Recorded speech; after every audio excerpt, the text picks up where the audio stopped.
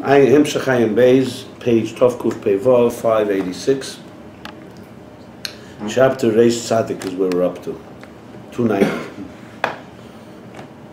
So, like our good old custom, small summary. Where are context? Context. Everything is context. So in the middle of a subplot within a subplot, that began, just to put things into context, that began on page, where is it? There we are. On page Tovkuf Samechei, on 565, Perek Reish Ayin Tes, 279. So we're now 11 chapters into this discussion of Eiris and Kalim. That's we call that the title of this section. That will continue on all the way through chapter Shin Hey.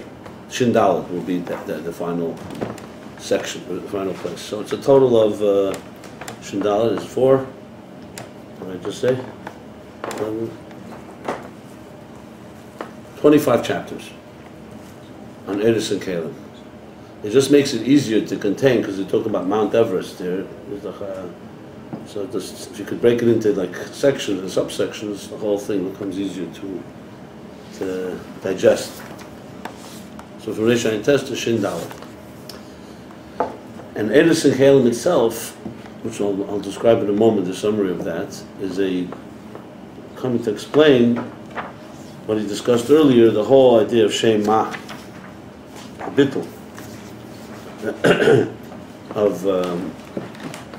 of Atzilus Tikkun, that in order to fuse these two opposites, talking about the interface, the bridge between the divine and existence, which are antithetical. One is infinite, one is finite, one is spiritual, one is material, etc., etc. One is self-oriented, one is God-oriented. So to explain how do these two bridge them together in a way that we, with our seichel, existence could relate to it. Remember, from God's perspective, everything could be done.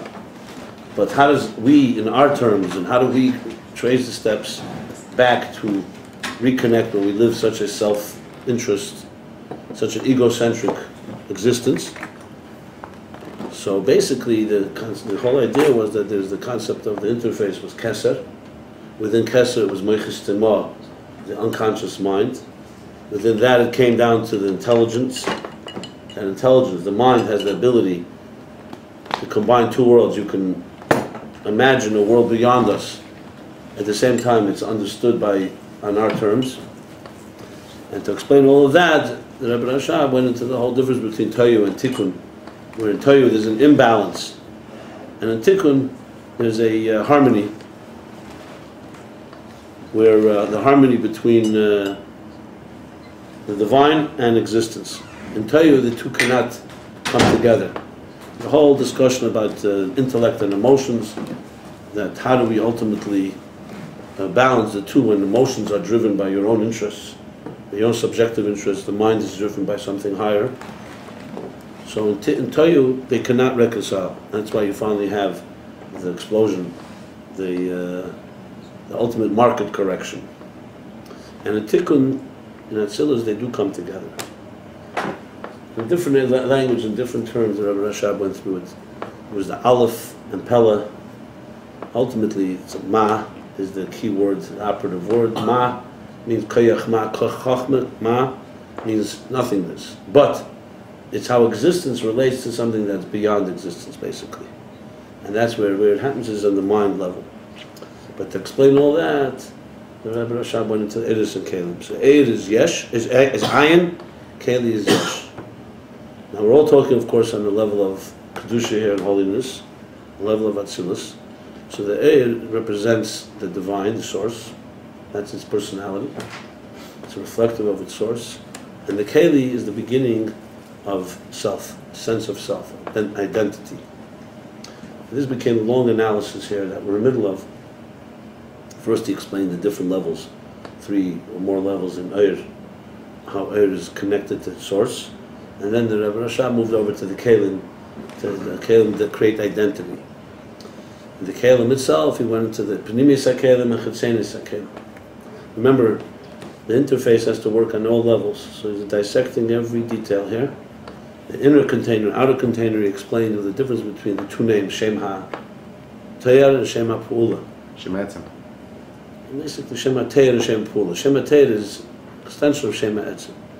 But Pnimis HaKalim and Shem HaTayar, it describes what something is. Shem HaPu'ula talks about its function. So functionality and description of something are not the same thing. Function is what it's achieving, what it's accomplishing. And describing it is what it really is. And he gave the example of many examples of the human being. When you say somebody's born, let's say a prodigy, you're describing what they are.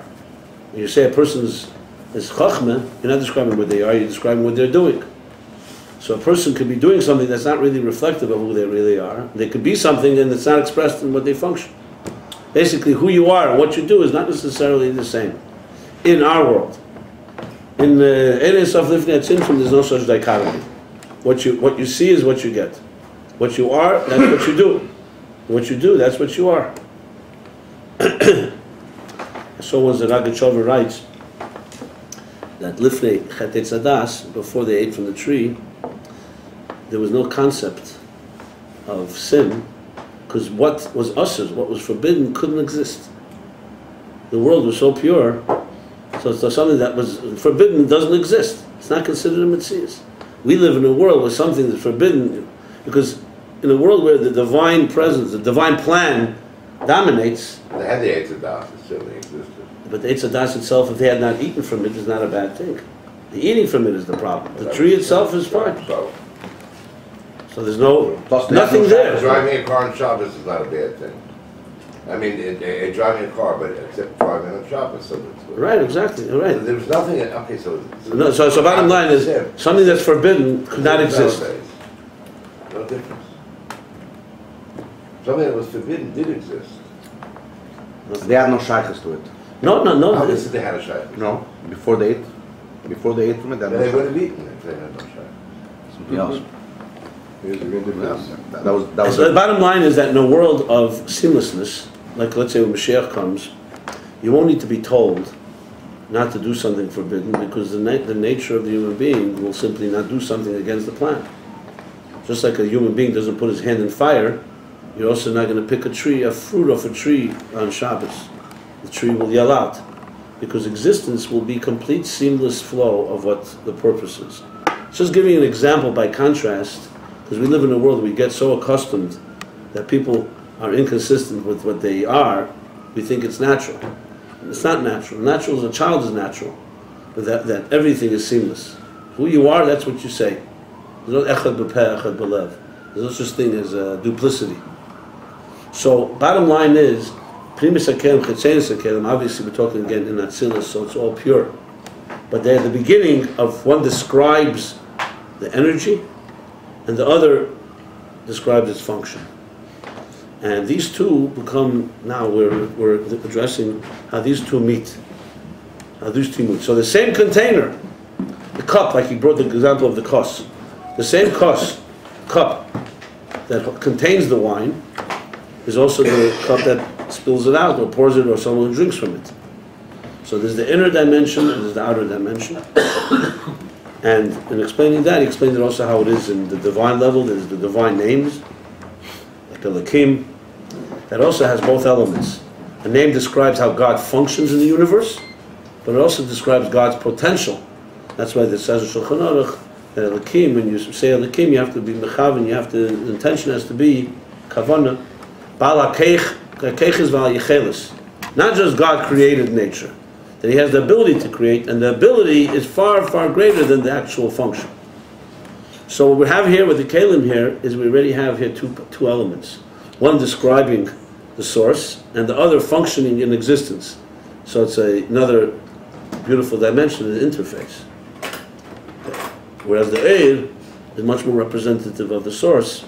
Here the Keli has a combination of describing what the Eir is like, at the same time also functioning in our reality.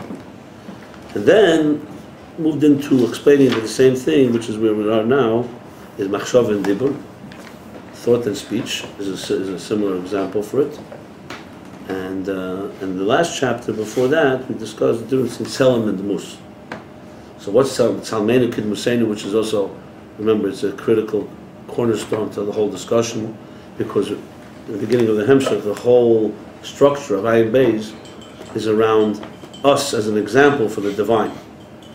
Remember, since a human being is creating the divine image, so if you want to have Mepsari Echza Lekah, from our flesh we behold God, if you want to have a good understanding how it's in the divine, we look at ourselves. So, Adam Tzalmeinu Dim Museinu. So you want to understand Eidos and Kalim, what's the example, the ultimate classic example of Eidos and Kalim? Our faculties. Every faculty consists of an energy and a container.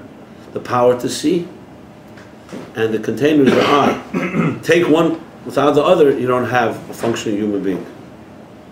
God forbid a corpse has all the faculties, has all the organs rather. The eyes are intact, the mind can be intact, the whole body, everything can be intact. But what it's missing is there's no energy, there's no life force. So you have containers without energy. On the other hand, the soul, before it comes down to earth, has all the potential for every faculty. And Neshama has Tankeichas HaNefesh, even Natzilus. But what when Gan Eden, wherever it is, it doesn't have any way to express itself in this world. So Neshama comes into a body, they join to the point you can't distinguish between soul and body. There's no such thing as saying this finger, which part is the body, which part is the soul. Once they join, you can't separate the two. I mean, God forbid, of course, there could be an illness or something like that, that weakens the life force. So once they join together, you have Eir and Keli in a symbiosis, in a fusion, that becomes an example for how it is in Atzilus. The only difference in Atzilus is it's functioning perfectly. And in our body, it's not necessarily functioning perfectly. But if you thought of, let's say, Neshama D'Atzilus, we say it's a tzaddik, a Moshe Rabbeinu, is Neshama D'Atzilus on earth. That means his Neshama in his body, that's why it says, Leikav, Eloi, Yikosa, Einov, and all that. His body did not give in until the time came. Huh? Yeah, right. And now, if it wasn't for the Chetei Tzadas, everybody would be perfect. Everybody would be perfect. Every physical body would be perfectly aligned with its soul. So that's the example. Tzalmeinu D'Museinu. So in Tselem and Mus, the difference the Rebbe Rashab explained that Tselem is the Tzura and there's the Tzura of the Tzura. So first he explained it in Eidos and Kalim, that Eir is a form of Tzura. Its Tzura is already a shape. He gives some shape. Because the Etzem is beyond shape. And the Tzura of the Tzura, the shape from the shape, is the containers.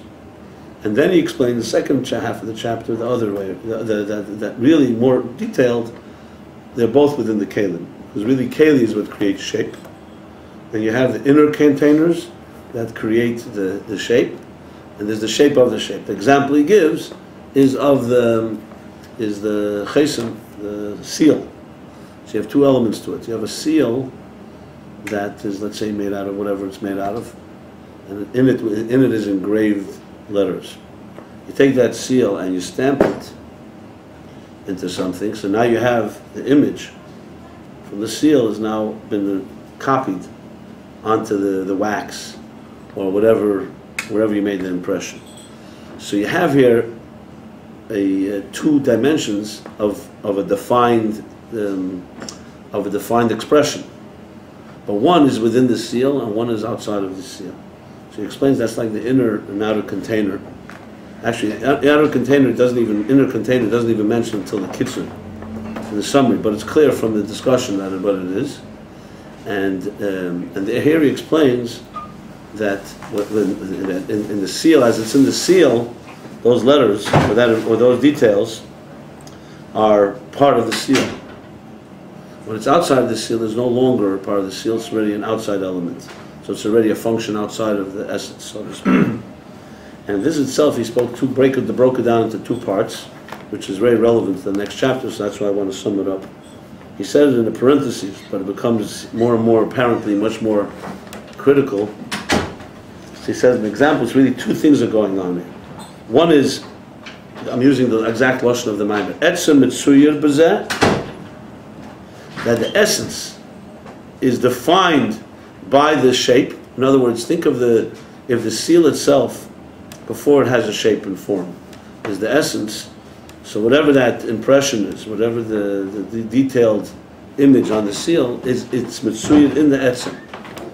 That's one thing. And there's another expression. He says,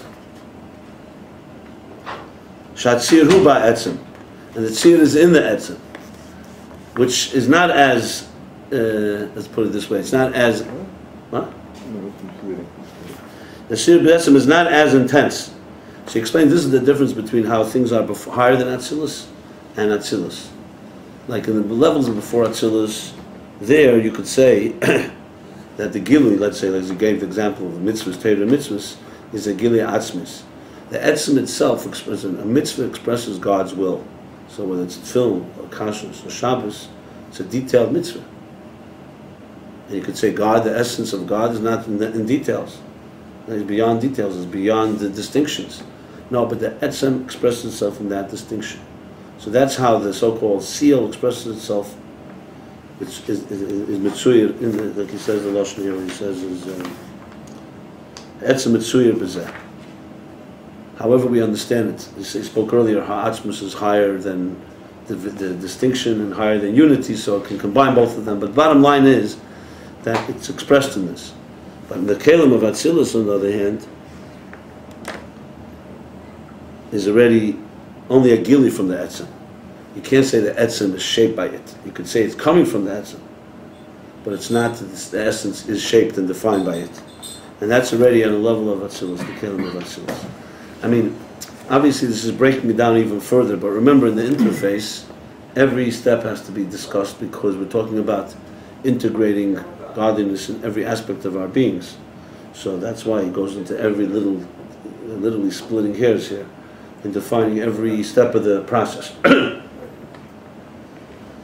So we'll continue now in Perek Reish Tzadik. I have one question. You said earlier that when the neshama comes into the group, they're indivisible, so to speak, right? But doesn't it say tying that the nefesh is medam hu? It's found in the dam. Isn't the Alter Rebbe giving us a location for the primary location for the neshama? It's a good question. Chassidus talks about it directly. First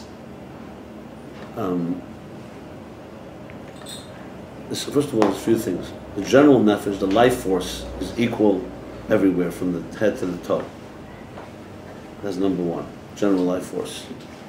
How it manifests in the body, like in other words, where it rests and where it spreads out from, that can be different ways. The blood is one way to look at it. You could also look at the central nervous system. Everything comes from the mind. So you could argue that the life force comes from the brain and travels into the rest of the body. What I was talking about was the general life force without the specifics and so on. And also there's parts of it, there's also where the nefesh is more revealed and less revealed. But that's not about the life force. When God forbid a person is dead, every part of them is dead. It's not just, it's like for somebody, someone will say, only your foot is dead? Yeah, it's true, you could have, God forbid, this person could have be paralyzed or gangrene, something that you have to amputate, etc. When we talk about death, death is a universal thing. The entire person is dead. The entire person is dead. And when you say a person comes alive, let's say a child, when the seed is fertilized and the embryo begins to develop, so there's maybe how the life force manifests, and the blood has its function and so on, but the life force is manifest in the entire body. Everything is developing together. That's what I was really addressing. We do refer to the fact that a person can be brain dead, no brain waves, but their body can still be alive, as well as a heart can stop beating up to 4 minutes or 3 or 4 minutes. Yeah, but it's not relevant to this discussion, because the bottom line is even if the life comes through the blood, but once it's in the body, it's there in that seamless way. And is that something in Kuntra said it's fine, the Rabbi Shab said, even on that, Adam hu nefesh. Yes. But he goes, if you look in the blood, microscopic, you will never find a place where chayus and physicality connect. corporeality of the blood itself is infused with the spirituality in such a way that it brings out the same point. There is no boundary. Anyway, it's a different discussion boundary. completely. What you're discussing is almost like... Yeah, but no, but another critical point is this.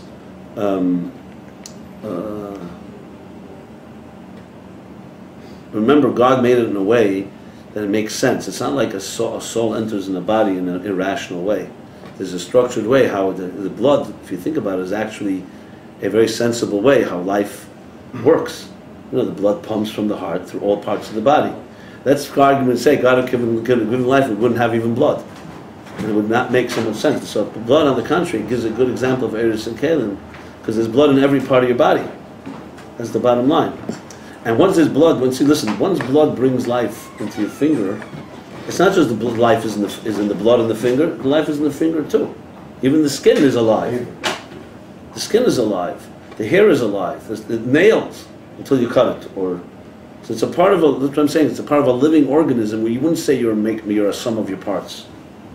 So the life force may be going through the blood, and however neshama works in that sense.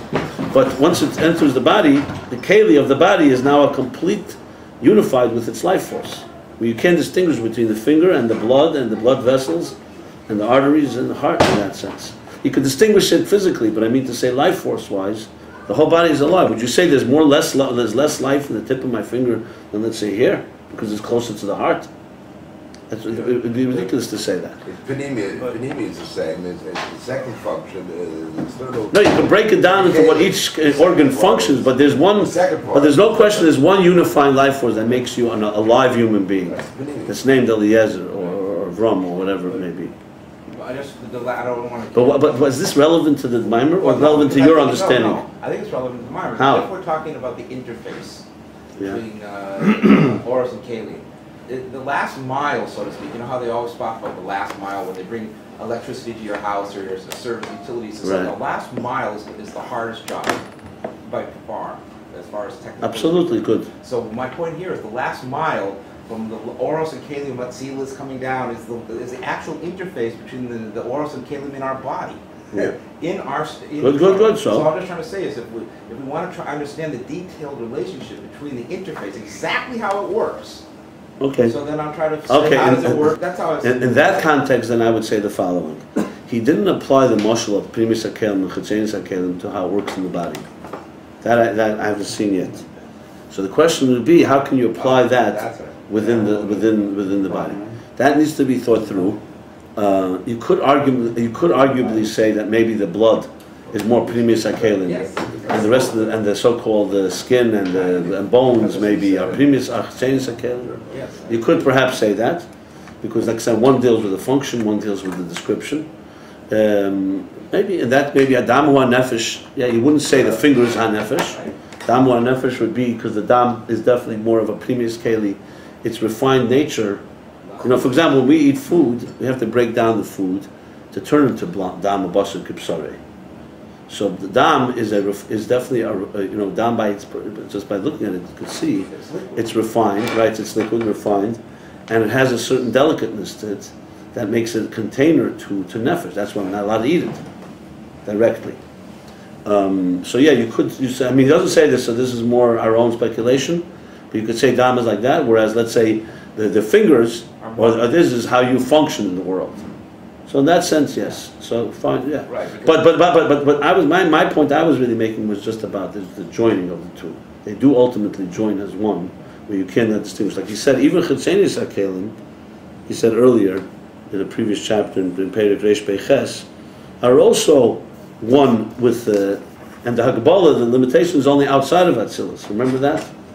So the fact of the matter is that within our beings, it all, Chetzenis and Primis Hakelim are all joined with the oil. It's when you express yourself to outside is where you really see the distinction between one and the next. You're not saying the fact that oil is shrinking itself, so-called tzamtzam, this itself should be the keli? In the beginning he starts that, but it's not enough because it's still not, remember, at the end of the day, the material world is a physical keli. It's not just a shrinking of air. There is, The oil there is. itself doesn't have to shrink itself. It does in order to fit, to be tailored and fit into the keli.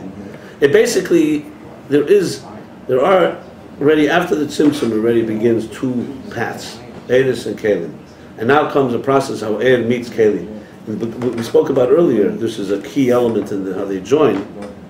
If you remember the thing like the seed, where he talks about the seed, or he talks about what was the example that he used? The example that he used, where Eir meets Keli. Fire. So, for example, with a wick and a flame. So the flame is Eir, the wick is the Keli. The flame has to get closer to the wick, and the wick has to get closer to the flame. For example, a thing that's not a wick, let's say a piece of metal, is not going to burn. On the other hand, if the flame did not have an element of so-called a wick-like element, a Keli element in it, it wouldn't be able to join. Big flame wouldn't be able to be contained. So he said, so each of them assume the property of the other. So where Eris and Keli meet, the Eir becomes closer to the Keli, and the Keli becomes closer to the Eir. And Tayu, for example, the Eir is too intense and cannot hold. Or Kles HaNefesh, when a person is a nafshi choshka b'teira, a person is unable to contain his great energy, another an aviyu, and so on. So you have where Eidos don't come and meet Kalim, but bottom line is you need to have the Kalim, you need the Eidos to fit into the Kalim, but you need the Kalim to be refined enough to receive the Eid. So this is, there's no question, it's like when they talk about this, so the Eidos are coming from the divine. The Kalim are, so to speak, the containers from below. Both are divine and Atzilus. But one is identity and one is expressing that's called the will of is an agent of the source. These two come together, Eir and Keli must meet. But how they meet is the inner Keli meets the outer Eir. That's really what happens here. And that's where the final mile happens. Even that's not final because it's still not Atzilus and so on. But at least where we are right now, as part of the process. In that it's reflected on every level. Yeah, absolutely. That is it. I hope so, but I'm sure that the plot thickens. I have no doubt about that. The blood thickens. Because I'm sure somewhere there's something, But the Orvis originally made the kingdom, right? Huh? The Orvis originally made the kingdom, right? It's not the way I would put it exactly. God makes everything. No. He's always stuck He's on. He's Savasa Avasa not Sakli. But that's not, the air does not make the kli. No, but that's not correct. Why? Isavaser nasa kli.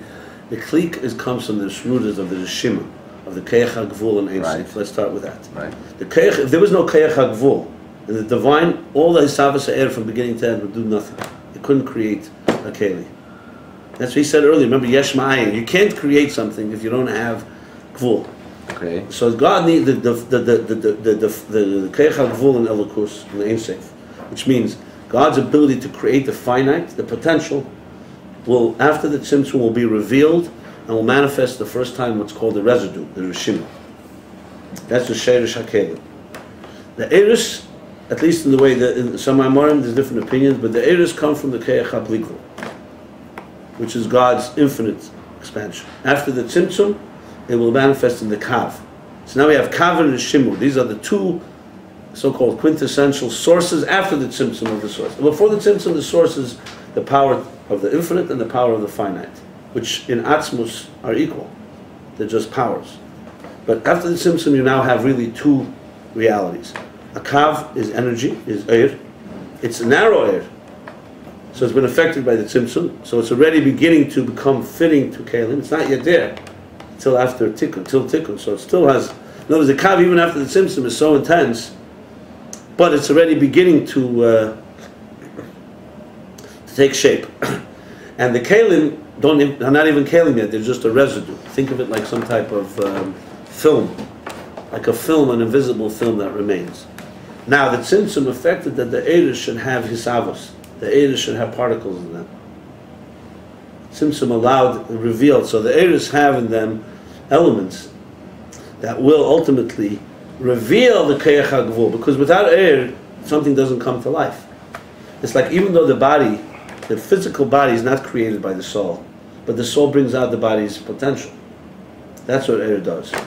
The soul does not create the body. A physical body, even after death, remains intact until it decomposes. If So you say this. So you can't say that the body is created by the air. You can say the air energizes the body. The Chassidus explains how the body, the kalim, have their own root and their own form of energy that gives it body. That's that's another discussion. That's like the Rishim. So what the beauty of this is that this is where the interface works so well, that the air has particle in it and the keli has wave in it, if you want to put it that way. So misavas air nasa keli doesn't mean that's the root. It means misavas air practically in the process, the so-called thickness within the energy is what gives the keli, what brings the keli to life. But if the keli did not have its root, where its root, it wouldn't come to life. It's like what do they call it in chemistry? A catalyst. The savas air is a catalyst that makes it come alive. Without air, you don't have an energy, a life process happening. So it has to come through the air.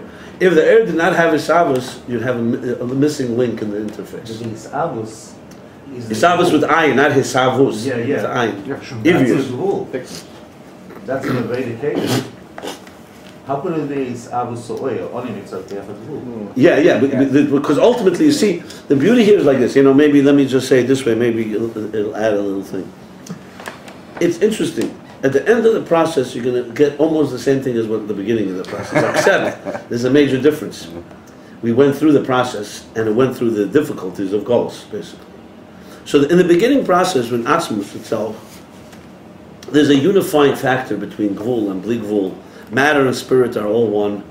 They've never been separated, so you can't even say they're all one. It's beyond distinction. So everything is there in its root. Whatever Nesava Kadosh Baruch Hu means Adira B'Tachtenim, God wanted, desired Adira B'Tachtenim. He wanted all that to take place in a world that initially does not sense any of this. So begins a whole process of how from Atzmus comes down a breakdown of all kinds of different levels. In general, Eidus and Kalim, Okeicha Bli Gvul and Keicha Gvul. Then goes through a whole Tzimtzum. Then goes through a whole Seder Shtalshus where the Eidus and Kalim are out of whack, until they finally come to get terms in Tikkun, where there's some order. And then begins the process of rejoining them, but now in a way that makes sense down below. So from Atzva's point of view, the whole thing was once all one. Now we're trying to figure out how it's one on our level, so to speak. And we start building the process. Everything has everything within it. You start, basically you're putting Humpty Dumpty back together again. Plus, though. Yeah. It's like it has to be a plus, though. No, there's a major plus. There's a few major pluses. I'll get to that in a minute. But first, let's talk about before the plus. Yeah. Right. There's a big aha. Because what's the point? In Samach Vav, that's the first question he asked at the beginning of the Hemshech. What's the point of it all? You're going back to where you started. The Rebbe would bring it always. The Rebbe would bring the ACs. I'll tell you in a second. So now we're putting the pieces together again. Let's first talk about just putting them together before what the Chiddush is. So you're putting it together again, and you're essentially taking pieces from all over. Okay, so Eidos bring me an expression of what God is like. The Kalim describe what existence is like. Remember, all this is predicated on someone who's even searching. Most of us are so lost, we don't even think about it. We're not even on the journey. So all this is predicated on the fact that there is a journey, and you think there's something wrong with existence, and you've got to do something about it.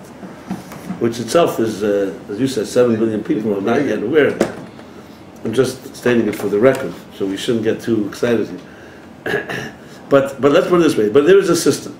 There's a system of how to get back. We're not completely lost. There's a way back. It's not airtight, so to speak. So we start building the puzzles together. All this is Eidos and Kalim. We spoke about ways that manifest in our own lives. A person, for example, takes his work, what you do, your function, and you align it a little with a higher purpose of what divine providence, why are you in this job, by using it for spreading godliness, for inviting somebody to speaking to someone about Yiddishkeit, about God, you're joining your Eid and Keli in your life. I'm just using a very simple example. When a person is self-oriented, his whole life is self-centered, and it's all about me, obviously he's not joining anything. He's living on the container level, the outer container level, and he's not even interested there's something inside. He's not even interested to know there's something deeper. I'm just using it for contrast. But let's say a person is on this journey, which we're all hopefully are trying to be. So you start aligning your containers, your outer containers of your life. You're eating at a table. It's not just a table. It's a mizbeach. It's an altar. You take a piece of food. You make a blessing on it. You meet somebody there's a reason we met. How do two Jews meet? Should bring a favor for a third person. I mean, I'm just giving examples. Every hashgacha pratis. So what we're doing is aligning our so-called outer world that's so detached to its inner purpose. That's Eris and Kalim on a very external level. I'm not talking about Atzilus. So we slowly start reconstructing and bring it all together. The inner Kalim, outer Kalim, and all this. Then we discover that in the energy, in order to do it right, the energy itself has to have container-like properties. That's Hisav Sayed. The Keli has to have air-like properties, because if not, there's going to be a clash. Someone will say, like we discussed, hey, you can't join matter and spirit. Forget about it. Materialism is always going to be selfish. Spirituality is always selfless. The two don't meet. When they meet, when you compartmentalize. On Shabbos, you're not working, so you can be spiritual. But when you're working to be spiritual, it's a contradiction. When you're working, you have to be a shark. I mean, I'm just giving the counter-argument of Shtei Reshuyos, where there's two worlds, which of course is antithetical to the whole idea of Hashem Echad and so on and so forth. But even in Judaism, there were those that made that argument to some extent. Not completely. Even the Rambam, when we spoke, the Rambam said the ultimate schar, he says, neshamas without gufin. Because he holds that a body cannot really ultimately be joined in the spiritual search. A body is too inferior. It's too limited.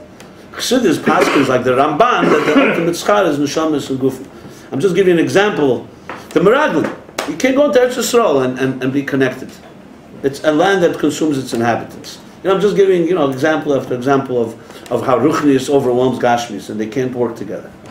The challenge is the paradox. Yes, it's difficult, but that's the kavanah. Kavanah's Eir and Keli must meet. They must join. Neshama and Guf must join. You don't break the body. The whole Baal Shem Tov, Ozev Tazavime. I mean, you go through all of Chassidus, this theme is thousands of places. You don't break the body, you have to refine the body. In the process, there's a step of askafia, there's a sapcha, etc. First you refrain, but then you transform. So the goal is transformation and unity, not destruction and compartmentalization, right? And even lately, you see in the news, there's a lot of these arguments whether religion can come together with contemporary life. This is the battle of the ages, science and religion. And from a Torah point of view, absolute and Chassidus. Without Chassidus, there's no way to not compartmentalize, because there's no way to understand.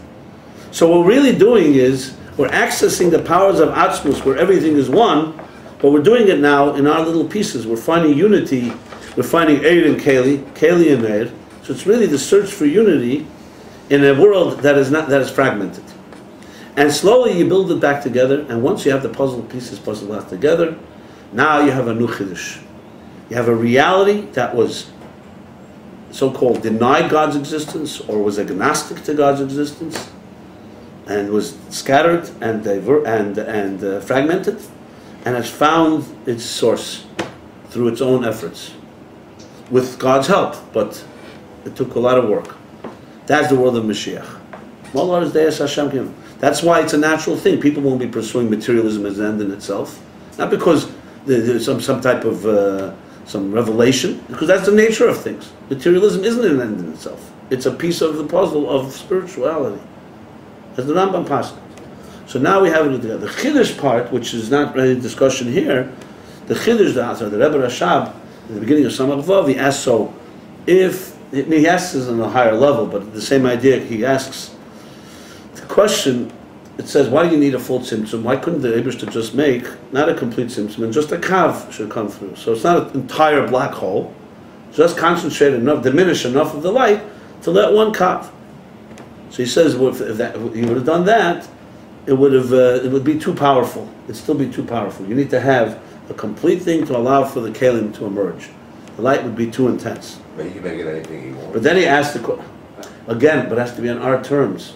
Of course he can do whatever. If he does whatever he wants, we don't need to. We would have no problem. We don't have to sit and learn Ayin Beis. He couldn't have done it because it would have been too powerful. Of course he could have done it and made it less powerful. But then we would never be able to relate to it. But it's another answer. That's the answer. Okay. Because you create an existence that has to, that for us to be able to, and that I can understand. Not the way you just expressed it before. So what are you saying? That the reality, we're not talking about the Klei Chatzmus now. We're talking about in an existence that has a structure like ours. Yes, God could right now reveal divine light into this room, and we should still remain existing, but we would never be able to relate to it. He could do it, and he should be able to relate. He could, but then it's not us. Then it's his power. So we have nothing to do with it. Then we're just recipients of okay. What's that? But 1 second. So then he asks the question: if that's the case, so when we do Torah mitzvahs and we fill up the cholol, the black hole, with light through our work, we're not achieving anything. We're just bringing back the light that was there before the tzimtzum. That's the question of Samavov. And he gives two answers, which is the whole foundation of the Hemshech. And the Rebbe brings it very often in his own terms. The two answers are, number one, the chiddush is that now it's brought into the black hole where before it wasn't there. The way the light is before the tzimtzum, it's not in the place where there's kalim. So to use the example of a student and a teacher, the teacher has to conceal his mind, the student to be able to receive. At some point, the student becomes like the teacher. The chiddush is now a student could become like the teacher. If there was never the concealment, there would be no student. So the chiddush number one is not a qualitative chiddush in the sense a new dimension of energy, but now the energy is also in another entity called a student. That's broader distribution now. We have broader distribution. A broader distribution, right? Good. And also in an environment that was antithetical to the light. Then comes chiddush number two. That's megala, an eir that was not even there before the tzimtzum, from atzmus, because it's fulfilling the ultimate kavanah. So something happens when the teacher gives it to the student. Not just now you have a replica of the teacher. Something new happens in the teacher and in all of existence, and that is a completely new dimension. The Rebbe would bring it in the lashon of Eila told us mole, that the world, when Mashiach comes, the world will be back to its initial perfection, and Eila told us Peretz, it will be even beyond its original perfection. So it will be even higher than it was in Gan Eden before they ate from the tree. So that is the two. Again, a spiritual prophet. There's a prophet. Yeah, there's prophet for There's sure. a prophet. That's it. Yeah, a major prophet. And With an F, right? With an F. what? With an F, With not an with a PH. Not a PH, Both. right? Both. Right? All of us will be prophet. Yeah, the prophet tells us there'll be prophets. Yeah. No, but the question that you could bring about is, now this I have not seen with Chassidus, maybe it does talk about it, whether the Chiddush will be only in the Etzem, that's something the God's, let's say the God's desire was fulfilled, so you'll have some Chiddush, or will it actually reveal new things within existence and its potential, which would be much richer even. In other words, the student, in other words, is not just doing something, giving the teacher greater pleasure that he wouldn't have had, but it's also the student will reach a place of a deeper type of understanding that the teacher never had before. He asked permission from the neshamas of the tzaddikim. He asked permission, God, before he created the world, from the neshamas. So that's. I mean, we say that the teacher learns most from his students. But that's not quite. And if a teacher means... No, I didn't bring that. He brings that actually, some of I think, but that's I don't know. No, there's for sure something like that. That's a step. Yeah. But this is what you're saying is even a higher step. Well, for how can we say God learns something from us? He knows everything, everywhere. But that's it. But we are saying that. You also but it's chuni, but not chuni. The idea that when the Gemara, the God, my child has prevailed over me. Look, obviously you have to understand. All this has to be qualified. We're not talking about an atzmus that's missing something and is that's lacking something. We're talking about shleimus, in shleimus itself, infinite shleimus, going deeper and deeper and forever. What you end up happening really at the end of the story, the best way you could describe it, though we can't envision it maybe completely, is that after the entire process, we will have consciousness, an identity that is equal to Atzmus type of identity. That's the bottom line. It will not go back to the way it was before Sheshis and Mebreshis, like nothing happened. There will be some consciousness that we individuals have, that we're both individuals and one part of the God consciousness. That's the ultimate way, the ultimate union at the end of the day. And that is an infinite, then it's Ein Sof, then you go on forever. That's when we say Chad Charuv, even after Tchis HaMesim, what will be the endless future, so to speak. How is it making such a difference? Chad Charuv is after The destruction. After 6,000 years, there's 1,000 of Shabbos, and then it says Chad Charuv. That everything will, Charuv means destruction, but it means in Chassidus, the entire previous existence will cease to be. It goes into a whole new dimension It would reality. be very interesting then. Yeah. And how I do hope you we how do you still know darshan each other. that? How do you darshan Say it that? happened already once. When? Right, Torah. When? You remind me, like, you know, when Rabbi used to ask us, okay, when was the Tzimtzum Arishan, in what century? When Chad Charuv happened already? It means like the Mabel. Chad Charuv is a pretty serious They say this change. They say the second time 6,000 years. Oh, the main Beruchis, yeah, first, yeah, that's true. Bein Elonos Machrivon. In Teira Esh, nice, yeah. But Beruchis, the key thing the Rebbe makes is very important, that the Chassidus and the Pikabol Beruchis, not Begashmi. There were those that said it was Begashmi. There's the Teferes Yisrael. Right, that's why they find fossils from My those. great-grandfather. Achriva. Where's that concept Bein described? Elonos. Chassidus. The Gemara, it's Gemara Sanhedrin. But where is it? There's 2 days. Some say Chad Charuv, 1,000. Some say Shnei Charuv, 2,000. Chassidus, I can tell you. I'll show you some places. I did a lot of research on that. I want to know what it's going to be like. Kabbalistic mythology. Some Tzedek talks about it. After Judaism may seem, right? Yeah, It's after the seven. Don't matter, no? yeah, After the seven. yeah. Did you walk down in some Tzedek's writing? You'll know it when it comes. Chassidus, You'll know it when it comes. yeah. Where Well, is it? No, what would explain it Chassidus? I've never heard of it. He'll tell you after. it's not a lot of explanation in some places. I'll show you. It's after Ayin Beis Volume. Right. Yeah. Why is it Chad? Why Chad? Yes, Shesh is alofim, and that's it. What's the Chad? No, don't. How do you darshan the chad? Shit out You're on that then camera. is So if you add the then shit, is Chad Charuv. see the fi'erach the shit off the shina, but the noch after Chad goes. The Noch. Chad v'lei b'chushbon hayadir. You dar. So let's continue here. Reish Tzadik. Well, the Chad Charuv Shabbos, or is it after Shabbos? Shit off the shin have a alma the Chad Charuv. Chad Charuv I think is Shabbos. Shim shekul Shabbos. Yeah. Someday it's Shtei Charuv, but the Chassidus explains that there's 2 levels in that itself. Shabbos is Charuv because there's no more Sheish Shimei Ma'aser, so there's that. Charuv doesn't mean destruction in the way literal. It means A new order. Yeah, a new order. I'll show you. There's my modern Chassidus that talk about it. Not at length, but remember, there you're talking about a whole different reality that you can't even compare to our reality. It's a train. Fa'ana nusach train. Gemara is that. Today, today Charuv. Sure. Chad Charuv or Shnei Charuv. There's a sich in Chelik Zayin, the Chukoisai, where the Salachti B'Seichachon, Shnei Kemes, Chekem Achas, where he brings this also.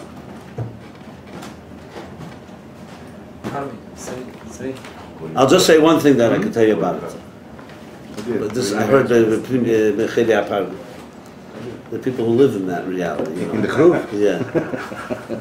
But you can't, if you go there, it's hard to return, so you gotta be careful. It says, Yom Shekol Shabbos u'Menucha l'Chai Lomid. There'll be forever Shabbos and Menucha.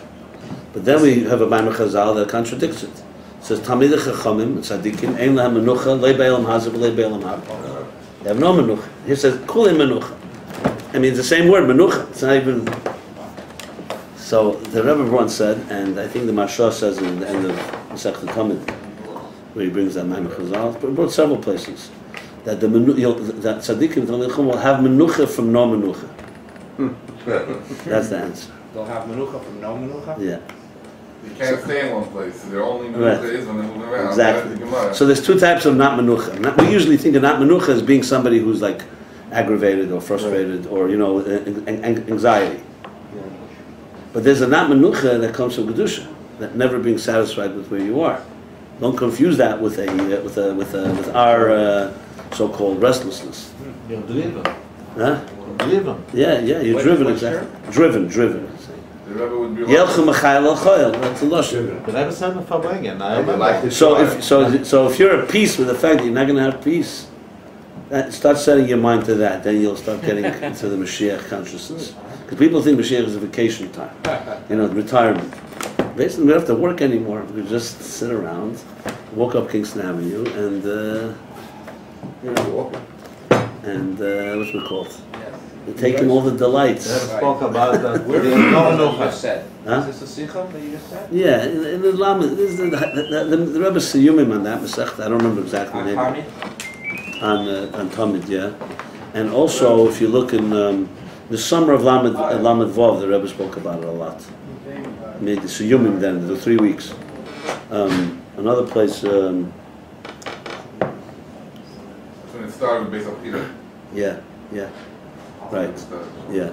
And also learning, also making Siyumim, yeah, when the 3 weeks became a holiday, basically. I mean, I hated it. The Rebbe spoke about that there's no menucha only after 120 years. And immediately the Rebbe said, no, after 120 years it will... Right. Oh, look also Geras that's Sakei, there's different. Simcha Vav at the end. One is the time Simcha. of Mashiach, and one is the time after Chava. death. It's two different things. It never brings a masha from the Gemara. It's the porters. It's a Porters. different thing. They can't rest when I you have the thought rescue that causes sabotage. Uchlas and Mechuzah. The tzaddikim that don't menucha. Yeah. If they die, Yeah, you have to pay them if they don't He's work. talking about the time of the Uchlas and the Mechuzah, that's the reality Gemara. of Mashiach. It's two different things. Okay. Two different things. Porters. I don't know, it's probably both. Back to Ayin Beis. Come on, your punching gloves. Huh? Punching gloves. Okay, here we go. The Pei Reish Tzadik. Contract. You're supposed to. So usually you pay. Yehine l'cheirei, and move on. Beginning of 290. V'hine l'cheirei, v'hine. How do we say v'hine? How would you translate v'hine? Behold? No. V'hine. And now, l'cheirei, and move on. It's reality. What? Rehine. No, Rehine. Oh, the kid in the movement. Yeah. Rehine. V'hine, and now it's l'cheirei, it's not understood what we just said in the previous chapter 289.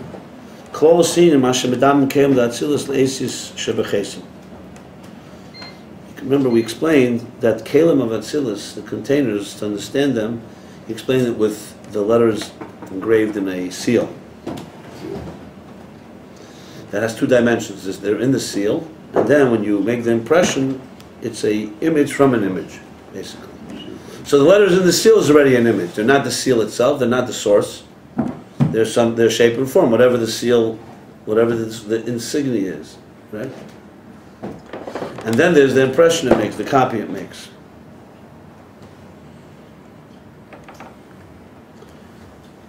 So you're comparing that to Kilam Datzil. So he's asking a question, l'chayda, they're not comparable.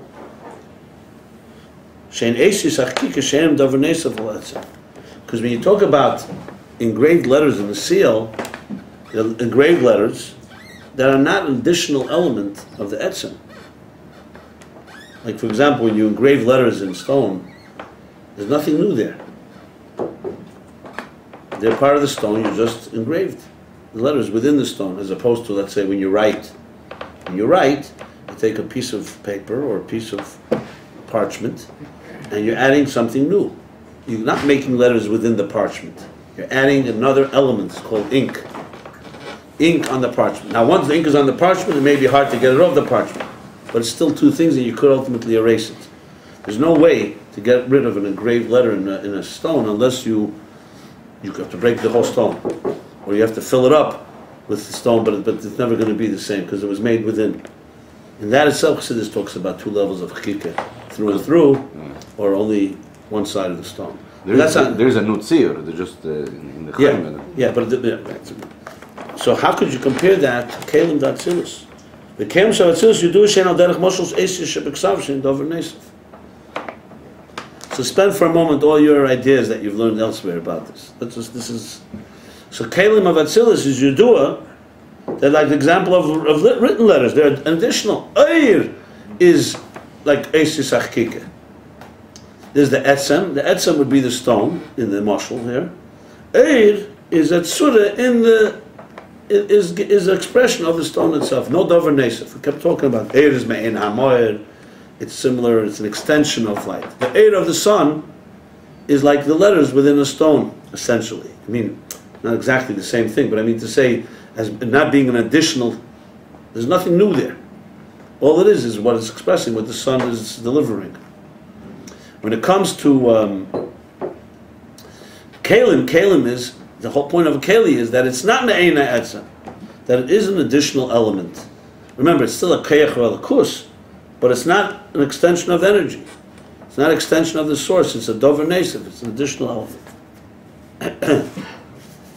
The example, for example, when a teacher teaches an idea, so there's the idea itself, and there's a mashal you give for the idea. So the idea is like within the stone, you're giving it, this is the idea, it's being expressed. As soon as you give a mashal from a dover zar, from something different, you're adding something else into the picture. So good, it's still a mashal for the idea, but you can't say it's within that. It's the idea itself. It's a different story now. You're telling a story or an anecdote or whatever it may be. Part of the Rishimu you said a minute ago. The Rishimu is not a reflection of the etzem. It's created by the etzem, but it's not a reflection. But that's what the Canaan are. The root of the yeah. But the point of the matter, but the way. Let's put it this way: Kalim and Eres both come from God. There's no question about that. But they come in two different ways. One is a pure expression of the essence, the kav er, and one is a function of the essence, like the functional name that he spoke about. It's not a seamless flow from the source. So when you look at a keli, you don't know from that what the source looks like. You look at air, you're going to know the source. Remember we spoke about, let's say, two shluchim, right? Dovik or not dovik. When you talk about a shliach, you could send a shliach of the Rebbe, let's say, he sends a person to go do a job. And someone looks at the person and says, hey, 1 second, do I know the Rebbe from this person? Not necessarily. Then there's a person, you see the chassid, you see this homahus, you can see, look at him. You can get the sense of what the Rebbe's personality is like. So you can have two agents, one so-called is a dugma, is a